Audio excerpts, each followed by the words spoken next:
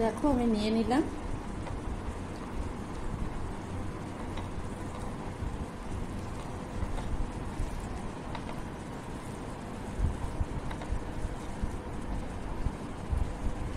অসাধারণ খেতে। ছানার কালিয়া বানাতে লাগবে ছানা। এখানে আমার 400 গ্রাম ছানা আছে, এটা অবশ্য দোকান থেকে কেনা। আর একটা মশলা পেস্ট করে নেব, সেটা হচ্ছে টমেটো, আদা আর কাঁচা লঙ্কা। গ্যাসে পাত্র বসিয়ে দিলাম, পাত্র গরম হলে আমি সাদা তেল দিয়ে দেবো। রান্নাটা সাদা তেলে করব। তেল গরম হয়ে গেছে, তাতে আমি জিরে আর তেজপাতা ফোড়নে ব্যবহার করছি।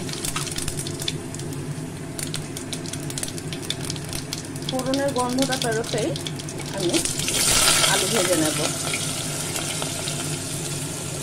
আলুটা দিয়ে একটা ঢেকে দেব, ঢাকনা খুলে নেড়ে দেব।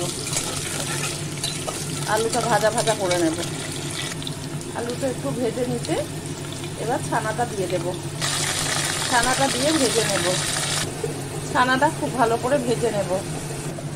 মশলাটা পেস্ট করে নিয়েছি, তার সাথে আমি একটু গুঁড়ো মশলা দিয়ে দেব। আমি নুন, হলুদ, জিরে আর শাহি গরম মশলা দিয়ে দেব।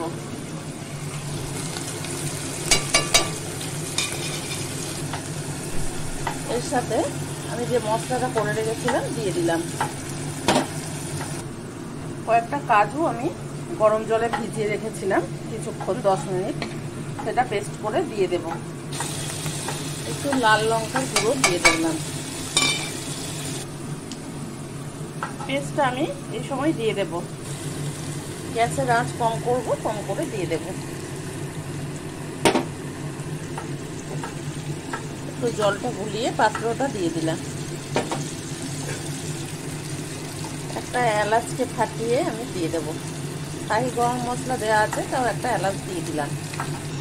খুব ভালো করে কষিয়ে নেবো। দেখো তেল ছেড়ে গেছে। এবার আমি গরম জল অ্যাড করে দেব। কেটলিতে গরম জল করে নিলাম, গরম জল অ্যাড করে দিলাম। আলুটা সেদ্ধ হয়েছে কিনা দেখে নেব। আর এই সময় আমি একটু চিনি দিয়ে দেবো টক ভাব কাটাবার জন্য।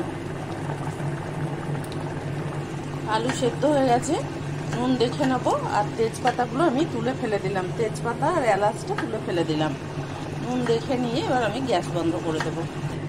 নুন ভালো মতো হয়ে গেছে। গ্যাস একটু কমিয়ে কিছুক্ষণ দমে রেখে দেবো। আলুও সেদ্ধ হয়ে গেছে।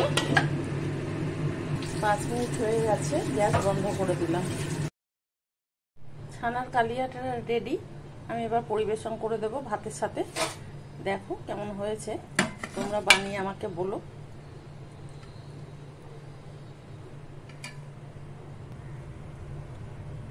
দিয়ে দিলাম